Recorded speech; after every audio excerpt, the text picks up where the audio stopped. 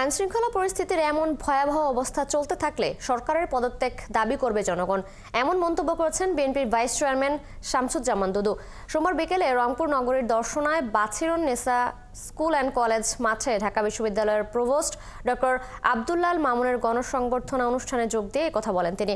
এ সময় তিনি আরো বলেন, নৌবাহিনীর মতো একটি ঘাঁটিতে দুষ্কৃতিকারীদের আক্রমণ যদি দেখতে হয়, এর থেকে পরিতাপের বিষয় আর কিছু নেই। দ্রুত পরিস্থিতি স্বাভাবিক করার আহ্বান জানান তিনি। এ সময় ঢাকা বিশ্ববিদ্যালয়ের প্রভোস্ট ডক্টর আব্দুল্লাহ বলেন, সংস্কারের পর নির্বাচন প্রয়োজন।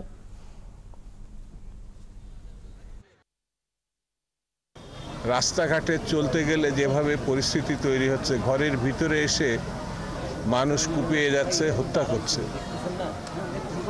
তখনই মানুষ শিউরে ওঠে। বাসের মধ্যে যখন মেয়েরা লাঞ্ছিত হয়, নিগৃহীত হয়, ঢাকা বিশ্ববিদ্যালয়ের মেয়েরা, বিভিন্ন বিশ্ববিদ্যালয়ের মেয়েরা যখন রাস্তায় নেমে এটার প্রতিবাদ করে, সুরাহা চায়, তখন মধ্যরাত্রে স্বরাষ্ট্রমন্ত্রী সাংবাদিক সম্মেলনে যখন উপস্থিত হয়, তখনই আমরা বুঝতে পারি দেশের অবস্থা কতটা ভয়াবহ। বর্তমান যে রাজনৈতিক পরিস্থিতি, তাতে দ্রুত রাজনৈতিক পদ্ধতিতে ফেরা দরকার, নির্বাচন দরকার, কিন্তু সেই নির্বাচন আমরা চাই সংস্কার প্রক্রিয়ার পরে।